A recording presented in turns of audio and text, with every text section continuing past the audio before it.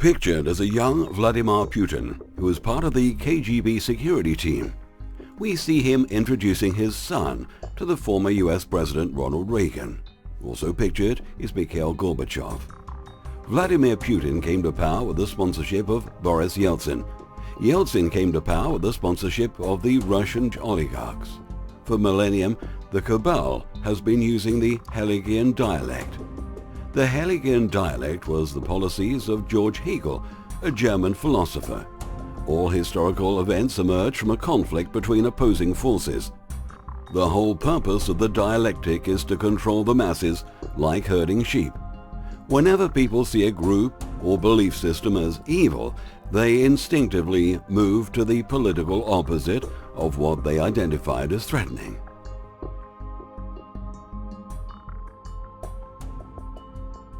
The order has either set up or penetrated just about every significant research, policy and opinion-making organisation in the United States, in addition to the church, business, government and politics. The evolution of America reflecting individual opinion, ideas and decisions at the grassroots is simply not true.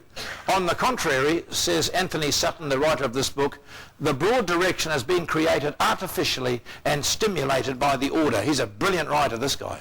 Next, please. Here it is. Now what's this one? The order follows the philosophies of George Hegel, a German philosopher. All historical events emerge from a conflict between opposing forces. Excuse me, everybody. You must have a conflict before we get the New World Order. Now he divides the world, this philosopher called Hegel, he says part of the world is thesis, the other half is antithesis, and when you bring them together that is called synthesis. Let's look at South Africa, shall we? Thesis, Nelson Mandela, ANC. Antithesis, Buthelezi, the Zulus. There is no chance of peace between the two groups. Henry Kissinger goes over there. The next thing he brings them together and they have the rainbow nation, the new South Africa. It happens. That is called synthesis. What else? America and Russia. America, thesis, Russia, antithesis. At a certain time in history, they come together and they now have a headquarters running space program together. It used to be, hate each other, they said, the axis of evil, they said, the evil nation, satanic and so on. Next thing you see Ronald Reagan next to Gorbachev. And now it's Ronnie and Gorby. Putin's role was to follow Yeltsin's footsteps, as the Hegelian dialect was already played out in bringing the two nations, the US and Russia, together. But something terrible has gone wrong for the Cabal and their world takeover. In the beginning, Vladimir Putin was playing a very complex multi-level game, just like a double agent, with some of the most insidious forces on the planet. He even accepted bribes and played the game of corruption until he turned the game against the Cabal. Things have certainly changed in Russia. The Western worldwide media started the biggest lie and propaganda campaign against Putin and every country who opposes the New World Order. Keep in mind that currently 80% of US electronic and print media are owned by only 6 large corporations. This development has taken place in the last 2 decades. These corporations are elite-owned. They demonize Putin on a daily basis to the sleeping dead and the gullible.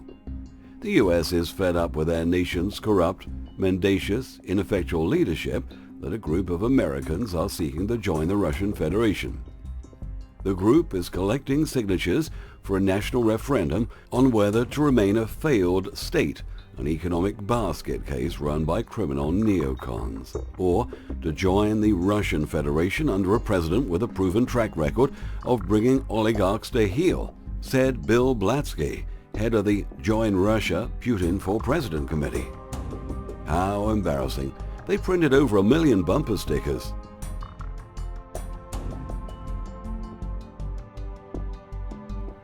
Top diplomat Christopher R. Hill says that Russia's response to the Ukraine crisis means that Moscow has betrayed the New World Order it has been a part of for the last 25 years. Russia is leading the fight for world freedom and has declared war on the New World Order imperialism. Behind Putin's success so far in foiling the Cabal is a team of think tanks inside Russia and think tanks in Iran and other nations opposed to the NWO. They take their job seriously in trying to resolve and counteract all the threats in a diplomatic way and stay within international law, and at the same time show some claws and teeth, because keep in mind they also like winning. The Cabal wanted to take over Syria, destroy Iran, and make Russia roll over and play dead in the Ukraine to control not only the Middle East, but control Eurasia. That's not likely to happen. Starting a Christian-Islam war, which is still on the cards to try and bring the last of the dialectic principles to bring the prophecies of the Bible. There's only one more big one they want to do. That's Israel, thesis, Arabs, antithesis, and at the right time, using the Hegelian dialectical philosophy, they will bring those two groups together in a 7-year treaty, fulfill the Bible prophecy, and Jesus will come again. Whoa! A note to the gullible: the prophecies are just suggestions being played out. Watch my holographic disclosure series. This story is so complex that I just wanted to outline some of the important issues on Russia and the dialectic principles on the first level of the illusion. There are many Kabbalistic levels at play here. The big question is, what will happen in Ukraine? Now that Crimea is part of Russia, it's game over for the bankers in Ukraine. The US can threaten Russia all it wants with sanctions, but the truth of the matter is, Russia holds all the ace cards up its sleeve, and it'll hurt America and Europe a lot more. Their think tanks are steps ahead. Russian troops are mounted on the border. Ukraine has no chance against them. Will NATO get involved? Nope. NATO is a paper tiger, and any aggression will be from the US.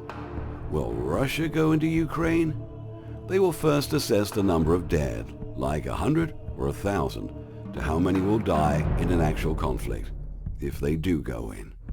Most probably the pro-Russians who've seized the government buildings will be sadly sacrificed, and nothing will happen.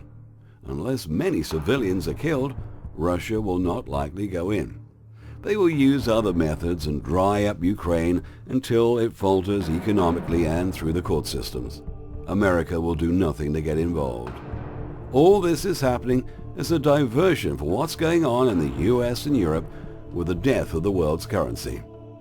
Their crimes against humanity is now all coming out in the open, with all their banking scams, gold rigging, stock market rigging. Like blood-sucking vampires, they've looted the world and brought destruction, death and poverty throughout the ages. Desperately, they'll try to pin the collapse on Russia to bring in the new money system, whitewash all the past through a third world war that has been diverted that many times by the think tanks in Russia and the opposing world. Remember, an all-out nuclear war is impossible, as explained in Holographic Disclosure 11. The modern new technology is just as devastating. If a world war does start, it would be mutual annihilation, which the world is not prepared to go ahead with. Which is nothing new. In fact, it's lost technology used thousands of years ago. No, it's not alien technology, as the Cabal-run media will have us believe. Star Wars technology that mimics comet fallouts is right here, right now. They're so bright, they look like nuclear weapons. Billions of dollars to invest in comet diversions from hitting the Earth is a scam. I'll explain that later. Arab states are tumbling down, not by invading foreign armies like what happened in Iraq a decade ago, but this time by cunningly and remotely triggering all the hot-button spots that will ultimately lead to instability, sectarian violence, and civil war. A quick look at Egypt. Vladimir Putin, aware of the Western conspiracy, fought back with absolute courage and determination. And so did General al-Sisi in Egypt. They both broke the rules as they stood against the US-EU plot to destabilize Russia and Egypt. Al-Sisi, a hero in the eyes of most Egyptians, has already proved that he is a sincere patriot and army commander who won't look the other way when the future of his country and his fellow citizens is jeopardized. Sisi is running for president.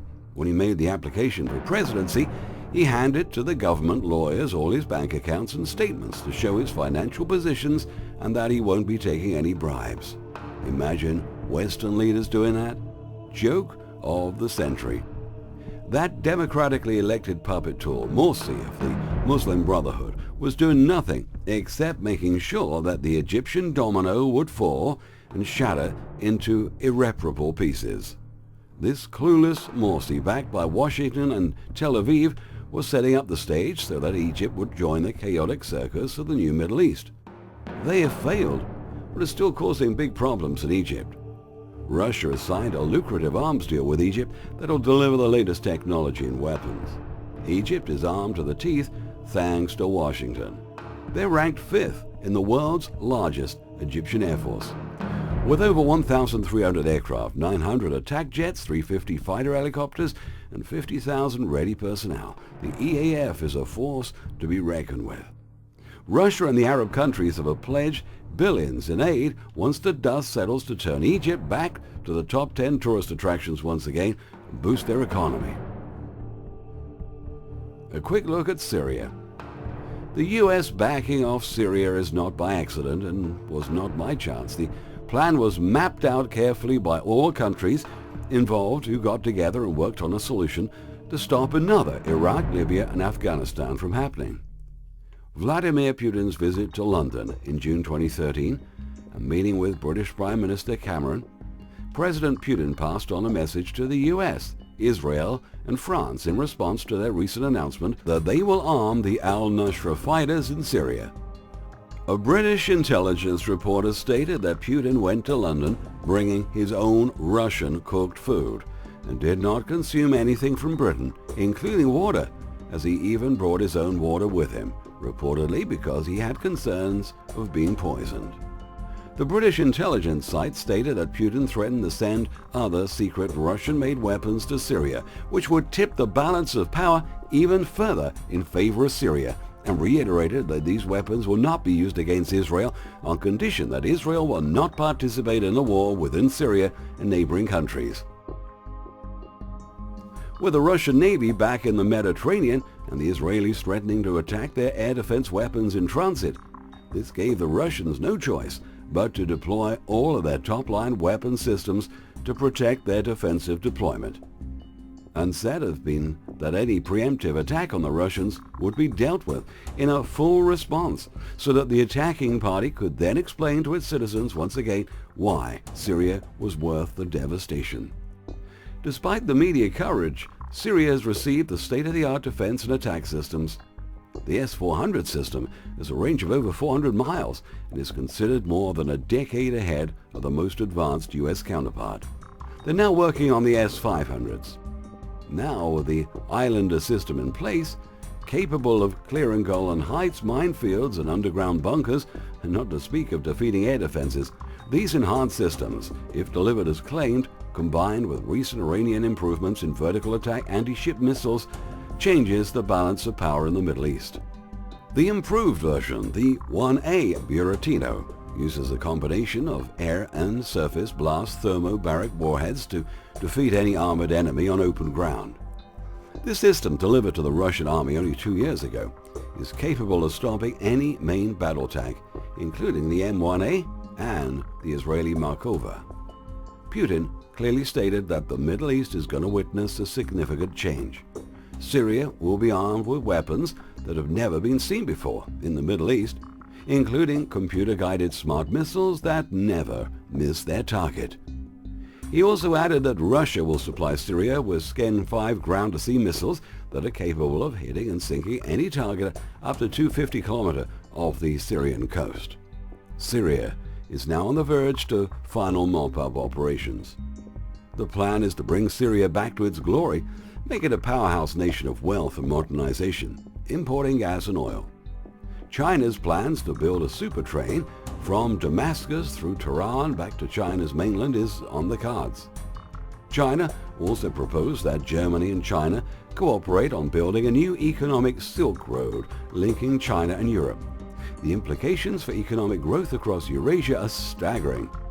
So, which way will China head? All the way to the bank. China has no intention of aggressive takeovers like the West. China is only interested in trading. During his visit to Duisburg, Chinese President Xi Jinping made a masterstroke of economic diplomacy that runs directly counter to the Washington neoconservative faction's effort to bring a new confrontation between NATO and Russia. Russia has plenty of important friends and is aligned with the BRICS nations. Every nation on Earth, thanks to the aggression of the Cabal, has to now arm itself to the teeth to protect its sovereignty. Wasted money in an arms racket when the people of those nations are living in fear and in poverty. The control of the US by the wealthiest families of the planet is exercised in a powerful, profound, and clandestine manner. The world now awaits World War III. Third World War is already here, called the Quiet War, being conducted under subjective biological warfare, implying extensive objectives of social control and destruction of human life. In other words, slavery and genocide.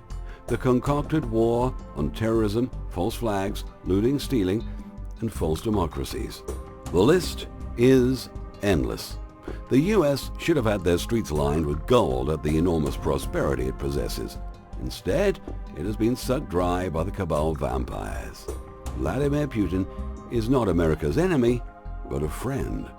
Putin is emerging as a worldwide voice respected throughout Asia, the Middle East, South America, and even in the United States. People throughout the world are now uniting in knowing that they all have the same common enemy. Many people are thinking Putin is part of the New World Order. If this is so, then why is Syria, Iran, and Egypt still standing? But doesn't Russia have a Rothschild bank? Do you think Putin's going to change all that overnight? The foundation structure of banking and trading? Some say the world powers are splitting the cake. Only time will tell. But my gut feeling is telling me that people have had enough of this New World Order. Moscow is seeking the lead in an alternate BRICS-aligned faction that will pose a major threat to the unipolar future envisaged by the Cabal. The New World Order plans are not going to schedule, or so it seems, a one-world government. Of course, the illuminated Cabal knows this quite well, that humans will never accept it. How can they? How can there be a one-world government in this dualistic system when the left and right hemispheres of the brain exist? Therefore, the illusion of choice must be presented, but not necessarily a one-world government. There are things happening on different levels of reality, unseen and unknown by our ruler leaders.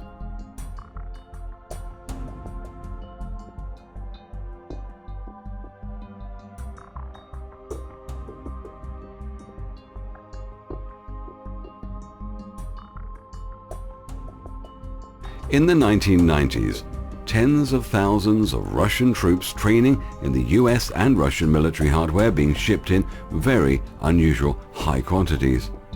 There are also strange marking codes discovered in the back of a lot of signs that indicate a form of mapping directions for NATO foreign troops to get around in the US.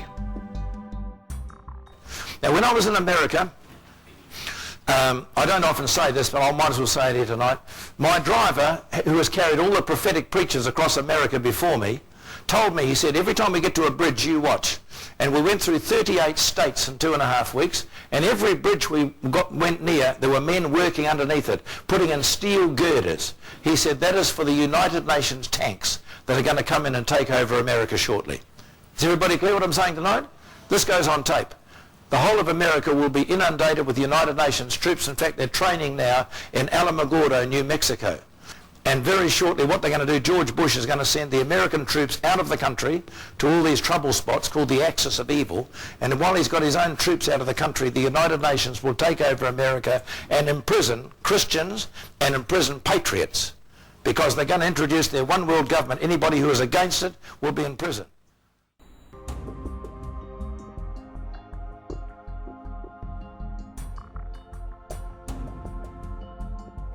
One really needs to get a copy of top-notch researcher Jim Keith's Black Helicopters Over America, the endgame strategy to make this connection.